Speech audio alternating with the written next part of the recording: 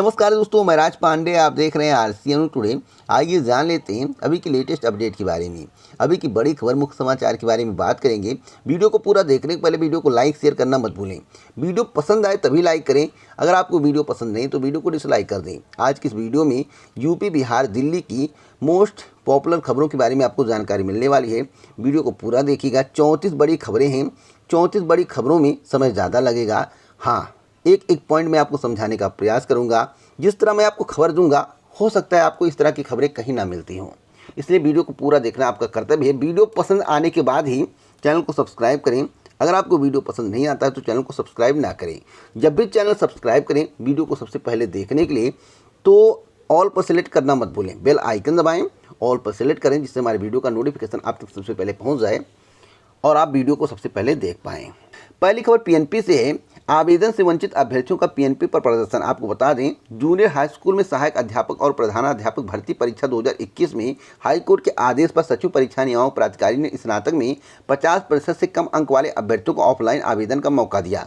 ऐसे में ऑनलाइन आवेदन न लेने के चलते दूर दराज के हजारों अभ्यर्थी आवेदन से वंचित रह गए हैं। युवा मंच के अध्यक्ष अनिल सिंह के नेतृत्व में चौथे दिन शनिवार को भी सैकड़ों अभ्यर्थी ऑनलाइन आवेदन की मांग को लेकर पीएनपी के बाहर डटे रहे।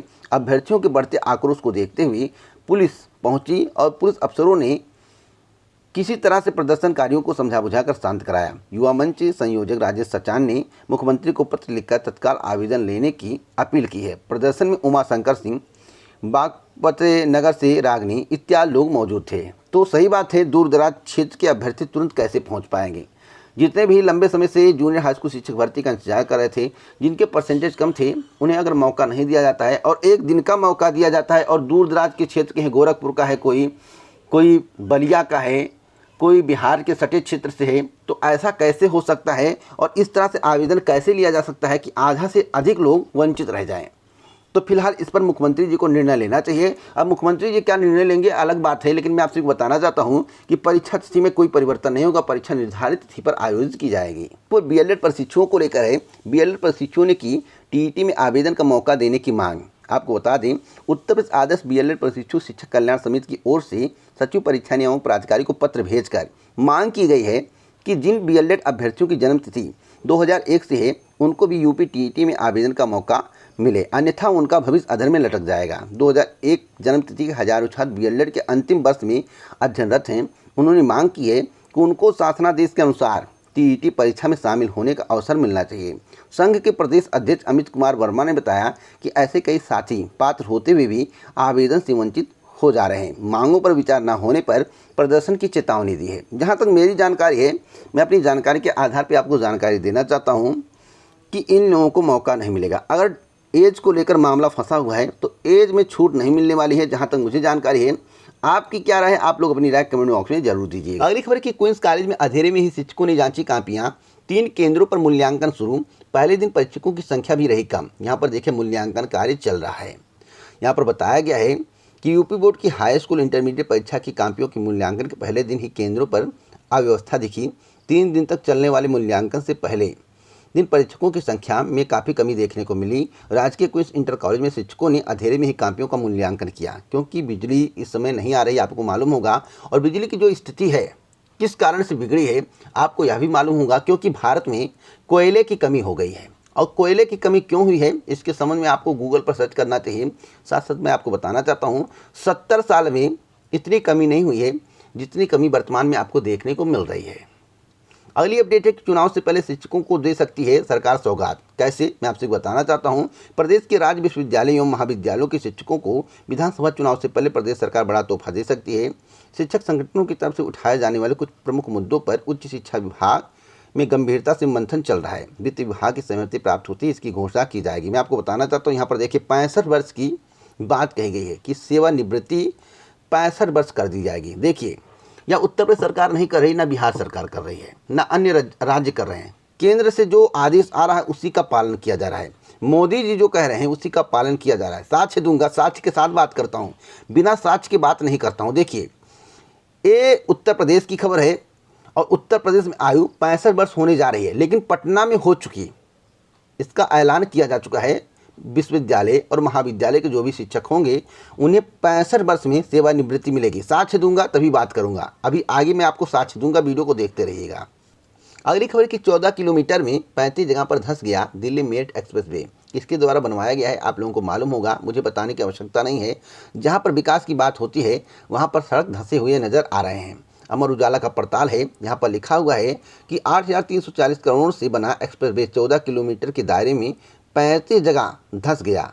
कई जगह NHAI national highway authority of India ने मरम्मत की है, लेकिन कुछ दिन बाद सड़क फिर से धंस गई। तो इस तरह की स्थिति है।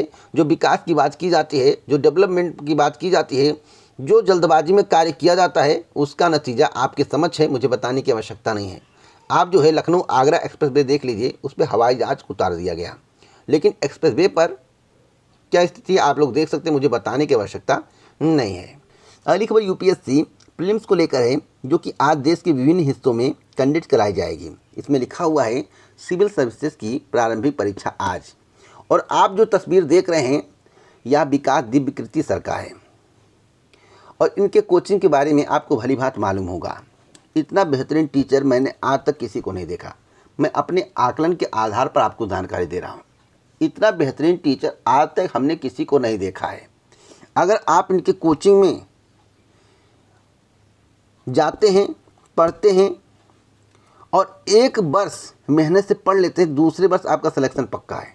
मैं गारंटी के साथ कहता हूँ, लेकिन मेहनत से आपको पढ़ना पड़ेगा। इनके समझाने की शैली बहुत ही ज़बरदस्त है। अगर आपको विश्वास नहीं है तो यूट्यूब पर सर्च कर लीजिए विकास दिव्यकृति सर, इनका एक क्लास ले लीजिए, आपको आनंद आ जाएगा। यहाँ पर लिखा हुआ है कि इम्तिहान के दौरान 8 टिप्स आएंगे काम। इन्होंने कहा है कि समय प्रबंधन का विशेष ध्यान रखें। कोई प्रश्न आता हो तो उसे छोड़कर तुरंत आगे बढ़ें। जिन प्रश्नों में दुविधा हो उन पर निशान लगाकर आगे बढ़ जाएं। अंत में समय मिले तो उन्हें हल करने की कोशिश करें। कोई प्रश्न एकदम ना आता हो तो उसे छोड़ देना चाहिए, ताकि निगेटिव मार्किंग की वजह से नुकसान ना हो।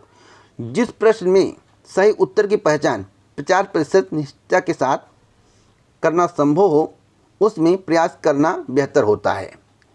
सी सेट में कम से कम 55 से 60 प्रश्न अटेम्प्ट करने चाहिए, ताकि निगेटिव मार्किंग के बावजूद जरूरी स्कोर तक पहुंचा जा सके। सटीकता को लेकर पूर्णतः अस्वस्थ हैं तो 40 से 45 प्रश्न ही काफ़ी हो सकते हैं। सामान्य अध्ययन में 80 प्रश्न करने पर चयन की बेहतर संभावना बनती है। यानी कि 80 प्लस अगर आप कर देते हैं तो आपका चयन सुनिश्चित माना जाता है। 5-5 प्रश्नों को हल करने के बाद ओएमआर सीट पर उन्हें अंकित करते जाएं। ओएमआर सीट भरते समय प्रश्न संख्या को बार बार चेक करें, उसमें होने वाली गलती सबसे अधिक नुकसान करती है। तो इन्होंने कई टिप्स दिए हैं, और जो टिप्स इन्होंने दिए हैं बहुत ही ज़बरदस्त है। इनकी एक बार क्लास ले लीजिए, यूट्यूब पर इनकी क्लास देखिए, आपको आनंद आएगा। मैं आपसे रिक्वेस्ट करना चाहता हूँ इनकी क्लास एक बार देखिए। अगर आपको इनके बारे में जानकारी है तो बहुत अच्छी बात है, नहीं जानकारी है तो एक बार इनकी क्लास ज़रूर लें। अगली अपडेट है कि 9वीं बार फाइनल में प्रवेश के लिए चेन्नई की टक्कर दिल्ली के दबंगों से। आज IPL 14वां का फैला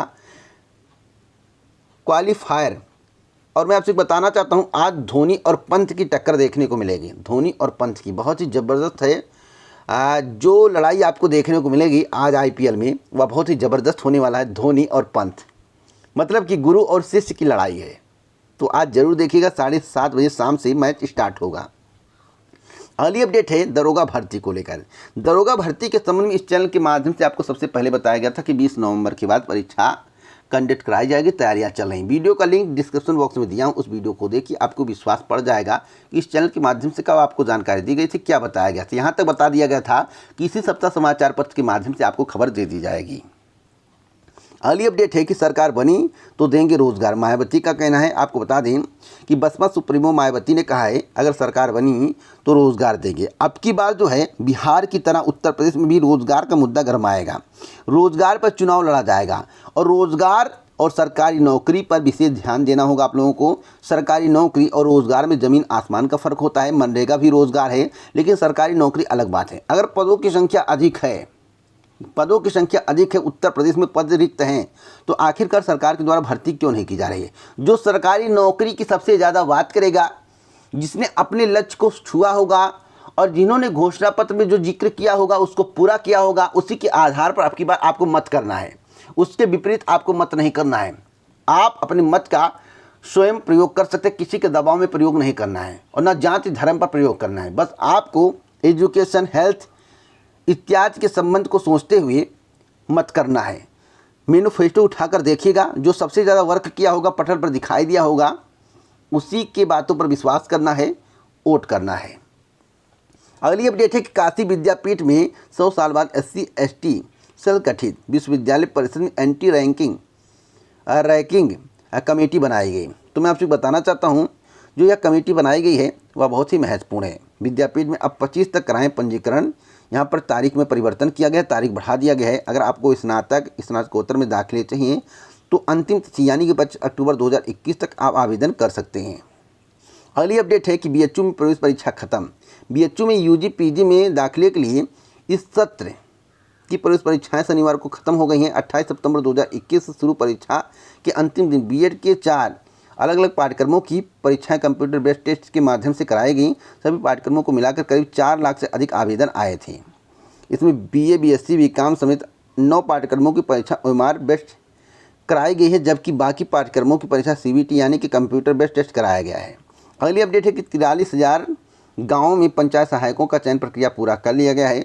जो अन्य गांव बचे हुए हैं उनके संबंध में काम जारी है। 15,000 पंचायत सहायकों का चयन अभी तक बाकी है, जिसमें जानकारी दी गई है। जल्द ही इसे भी समाप्त कर लिया जाएगा। अगली सुनवाई 13 अक्टूबर 2021 को नियत है। तब तक चयन संबंधित कार्रवाई पूरी हो जाने की उम्मीद है। आगे की कार्रवाई कोर्ट के आदेश के मुताबिक बढ़ाई जाएगी। अगली अपडेट है UP CET को लेकर। UP CET काउंसलिंग और फिजिकल रिपोर्टिंग अचानक रोकी गई। आपको बता दें कि प्रदेश के इंजीनियरिंग, फार्मेसी और मैनेजमेंट संस्थानों में दाखिले के लिए UP CET छोड़कर अन्य कोर्सों की काउंसलिंग शनिवार अचानक रोकनी पड़ी। इसकी सूचना काउंसलिंग का आयोजन कर रहे AKTU के रजिस्ट्रार ने दी है। उन्होंने नोटिस जारी कर कहा है कि BArch छोड़ सभी पाठ्यक्रमों की काउंसलिंग प्रक्रिया व फिजिकल रिपोर्टिंग को स्थगित कर दिया गया है। अगली अपडेट है कि सिर्फ 3 दिन का कोयला है बचा। ग्रिड बचाने पर केंद्र का फोकस। मैं आपसे बताना चाहता हूँ, 70 साल में पहली बार ऐसा देखा जा रहा है कि कोयले की कमी आ गई है। यहाँ पर पूरी जानकारी दी गई है। और मैं आपको बता दूं, अगर आपको कोयले के संबंध में जानकारी लेना है कि कब कोयले की कमी देखने को मिली है और कोयले पर कितना विवाद हुआ, तो आप गूगल पर सर्च कर सकते हैं। कोयले के कारण ही बिजली आप तक नहीं पहुँच पा रही है। कोयला साथ साथ उत्तर प्रदेश में 29,000 करोड़ के करीब बकाया है, जिसमें से 9,000 करोड़ के करीब वसूली हुई है। तो अब बिजली को काटा जा रहा है और उद्योग को सप्लाई किया जा रहा है, यानी कि जो उद्योग घराने हैं, उद्योग हैं जहाँ उद्योग चलते हैं, जो कंपनी, उनको सप्लाई की जा रही है। गांव की बिजलियों को काटा जा रहा है। 7-8 घंटे 10 घंटे बिजली इस समय मिल रही है, जो आज की परिस्थिति है। अब इससे कब तक सुधारा जाएगा देखने वाली बात होगी। वैसे ग्रामीण की हालत अभी तो सुधरने वाली नहीं है, शहरों की हालत कुछ सुधर सकती है, इसकी संभावना प्रबल है। अगली अपडेट है कि आंगनबाड़ी केंद्रों में 345 पद खाली, कैसे शुरू हो पढ़ाई। सहायिकाओं के 400 और मिनी आंगनबाड़ी कार्यकर्ताओं के 90 पद खाली, अतिरिक्त प्रभार देकर चलाया जा रहा है काम। तो भर्तियां कब तक होंगी इसके संबंध में कुछ कहा नहीं जा सकता, लेकिन मैं आपको बताना चाहता हूं कि आंगनबाड़ी केंद्रों पर कार्यकर्ताओं की 345 पद खाली हैं, जबकि सहायिकाओं के 400 से और मिनी आंगनबाड़ी के 90 पद रिक्त हैं। सभी रिक्त पदों पर नियुक्ति की प्रक्रिया चल रही है। इसमें सबसे पहले आंगनबाड़ी कार्यकर्ता के लिए संबंधित केंद्र पर संबंधित केंद्र की सहायिका को ही तैनात करने के निर्देश थे। यह नियुक्ति पूरी हो गई है, जबकि BPL श्रेणी या विधवा को तैनात किया जाना था, उनकी भी नियुक्ति हो गई है। अब चयन जो भी रह गए हैं बाकी, उनको जो है आगे बढ़ाने का प्रयास किया जाए। आगामी कुछ दिनों में चयन प्रक्रिया को पूरा कर दिया जाएगा, ऐसा मानना है राजेश कुमार जिला कार्यक्रम अधिकारी का। रामपुर की खबर है। और मैं आपसे बताना चाहता हूँ, आंगनबाड़ी की जो भर्ती हो रही है, अक्टूबर के अंतिम या नवंबर माह तक ज्वाइनिंग दे दिया जाएगा।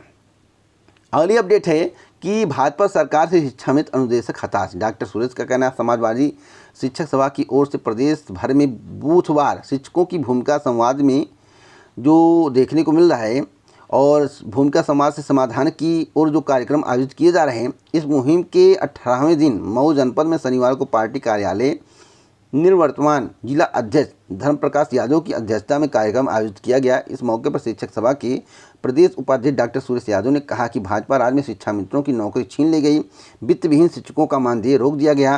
कहा कि इस सरकार ने प्रेरकों को अनुदेशकों को जो मान दे देना था उसे नहीं दिया गया। हताश कर आत्महत्या करने के लिए प्रेरक अनुदेशक शिक्षा मित्र मजबूर हुए, जबकि सपा सरकार ने अपने शासनकाल में विषय विशेषज्ञों को अध्यापक की सम्मानजनक नौकरी दिया था, 100 डायल की सुविधा भी दी थी।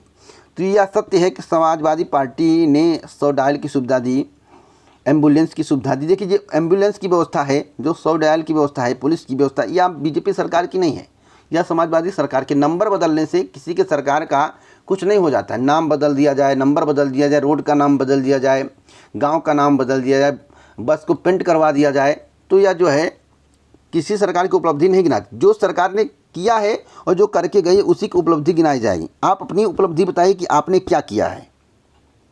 और इधर प्राइमरी शिक्षक भर्ती की मांग चल रही, लेकिन सरकार के द्वारा इस पर कोई सुनवाई नहीं की जा रही। कहा जा रहा है कि अध्याचन मंगवाए जा रहे हैं, विज्ञापित पद किए जा रहे हैं। अब देखना होगा कि विज्ञापित पद कब तक होते हैं और भर्ती कब तक आती है। लेकिन इतना तय है कि वर्तमान सरकार के द्वारा दिसंबर के पहले भर्ती नहीं दी जाएगी। दी जाएगी तो हो सकता है कि मैनिफेस्टो में जिक्र किया जाए, नई प्राइमरी शिक्षक भर्ती का विज्ञापन जारी न किया जाए।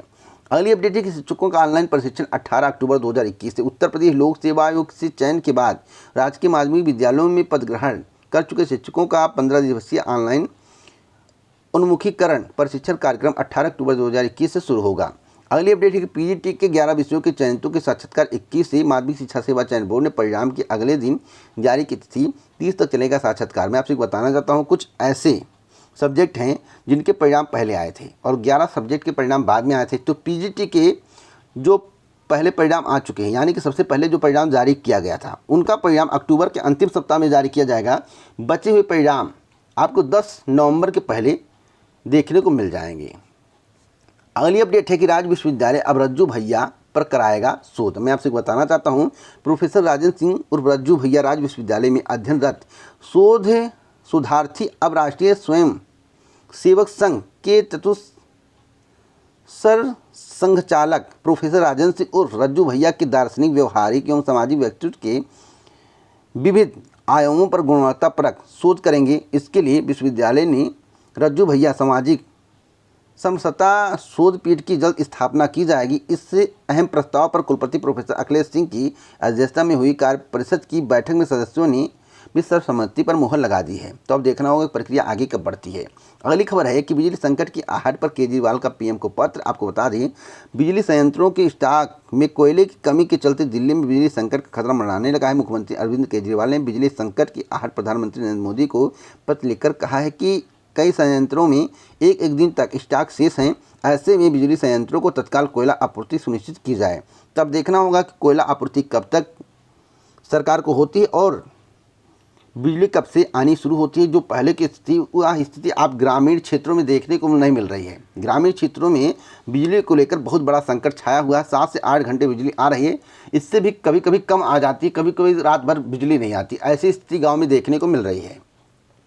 अगली अपडेट है कि 12 तक जमा कर सकेंगे सीट कन्फर्मेशन शुल्क। आपको बता दें, लखनऊ विश्वविद्यालय द्वारा आयोजित की जा रही बीएड काउंसलिंग के चौथे चरण के अभ्यर्थियों को 9 व 10 अक्टूबर 2021 को बैंक बंद होने के कारण सीट कन्फर्मेशन शुल्क जमा करने की तिथि 12 अक्टूबर 2021 तक बढ़ा दी गई। अगली अपडेट है कि प्रदेश में और गहराए बिजली संकट, गाँव में भारी कटौती। जैसा कि मेरे द्वारा अभी इसके संबंध में जिक्र किया जा रहा था, यहाँ पर देखिए लिखा हुआ है कि कोयले की कहाँ कैसी स्थिति, इसके संबंध में यहाँ पर जानकारी दी गई है। यहाँ पर स्टॉक के संबंध में बताया गया, जैसा कि आप अपनी स्क्रीन पर देख रहे हैं। मैं आपको हाईलाइट करके दिखा रहा हूँ, यहाँ पर देखिए। और यहाँ पर बताया गया है समस्याओं का जल्द निदान, यहाँ पर लिखा हुआ है। तो फिलहाल निदान अभी जल्द होने की संभावना नहीं है। शहरी क्षेत्रों में हो सकता है, ग्रामीण क्षेत्रों में इसी तरह की स्थिति आपको कुछ दिनों तक देखने को मिल सकती है। अगली अपडेट है कि सिविल सेवा की प्रारंभिक परीक्षा आज 93 केंद्रों पर 2 पालियों में आयोजित होगी परीक्षा। 39,397 परीक्षार्थी होंगे परीक्षा में शामिल, प्रयागराज की खबर है। अगली अपडेट है कि शेष 11 विषयों का साक्षात्कार 21 से पीजी 2021 1325 पद के सापेक्ष 5170 साक्षात्कार में बुलाए गए। 2 पालियों में होंगे इंटरव्यू। लिखित परीक्षा का परिणाम जारी होने के एक दिन चयन बोर्ड ने जारी की तिथि, विषयवार तिथि वेबसाइट पर जारी कर दी गई। वेबसाइट से आप जो है तिथि को डाउनलोड कर सकते हैं। अगली अपडेट है कि महाविद्यालयों और विश्वविद्यालयों में 13,817 कर्मियों की बहाली जल्द। यहाँ पर देखिए पूरी जानकारी दी किस किस विद्यालय में कितने पद रिक्त हैं यहाँ पर बताया गया है। और मैं आपसे बताना चाहता हूँ, जो विद्यालय में पद रिक्त हैं उसके संबंध में आपको जल्द ही आधिकारिक सूचना बिहार सरकार के द्वारा दी जा सकती है और जल्द इस पर भर्तियाँ की जाएंगी, क्योंकि केंद्र सरकार ने निर्देशित किया है तो आपको थोड़ा वेट करना होगा। संख्या तकरीबन 33,000 है जो पद सृजित हैं, उनमें से इतने पद खाली हैं लगभग 13,817। तो जल्द ही इसकी भर्ती होने वाली है, आप लोग तैयार रहिए। अगली अपडेट है कि बिहार में 387 दरोगा की नौकरी खतरे में। यहाँ पर लिखा हुआ है कि बिहार पुलिस में तैनात 387 दरोगा एकेडमिक की परीक्षा में फेल हो गए हैं। परीक्षा में असफल होने के बाद इनकी नौकरी खतरे में है। इन अधिकारियों की नौकरी जा सकती है। हैरानी की बात यह है कि इनमें से 10 दरोगा ऐसे हैं जिन्हें निरसंग मूल्यांकन में 0 नंबर मिला है। अगली अपडेट है कि डिग्री कॉलेज के प्रिंसिपल अब 65 वर्ष में रिटायर होंगे। जैसा कि अभी मेरे द्वारा आपसे कहा गया है कि मैं अभी आपको साक्ष्य दूंगा। तो यहाँ पर देखिए, बिहार में यह व्यवस्था लागू कर दी गई है कि पहले 62 वर्ष थी, अब इसे बढ़ाकर 65 वर्ष कर दिया गया है। यह बिहार में लागू हो चुका है। और जो केंद्र सरकार कहेगी, जो मोदी सरकार कहेगी, वही राज्य को करना है। और राज्य बिहार है, और बिहार में किसकी सरकार है आपको मालूम होगा। उत्तर प्रदेश में किसकी सरकार है आपको मालूम होगा। बिहार में हो चुका है, अब उत्तर प्रदेश में होने वाला है। ऐसा नहीं कि मुख्यमंत्री जी अपने निर्णय लेकर खुद कर रहे हैं, नहीं, या केंद्र सरकार के निर्णय के आधार पर कार्य किया जा रहा है। अगली अपडेट है कि सभी जिलों में खुलेंगे ओबीसी कन्या आवासीय +2 स्कूल। यहाँ पर पूरी जानकारी दी गई। प्रक्रिया आगे बढ़ रही, जल्द ही इसके संबंध में आपको आधिकारिक सूचना मिलेगी और जल्द ही आपको स्कूल भी देखने को मिलेगा। अगर आपको इसी प्रकार की ऑथेंटिक जानकारी चाहिए तो आप हमसे जुड़ सकते हैं। जुड़ने के लिए चैनल को सब्सक्राइब करें, बेल आइकन दबाएं और सेट करें। वीडियो को लाइक शेयर करना मत भूलें। जय हिंद, जय भारत, नमस्कार।